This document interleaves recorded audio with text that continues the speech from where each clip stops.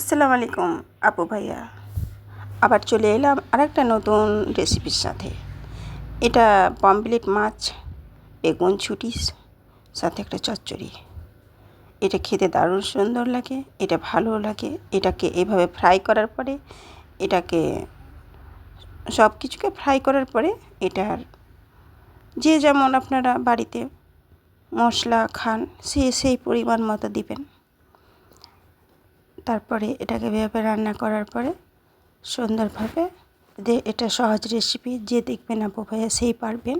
এটা কোনো ভজকটো ঝামেলা নাই এর মধ্যে, এটা খুব সোজা রেসিপি। বিশেষ কিছু এর ব্যাপারে বলার কিছু নেই, কারণ এটা সবাই জানে। আজ এখান থেকে আপু ভাইয়া আবার দেখা হবে আরেকটা নতুন রেসিপির সাথে। আজ এখান থেকে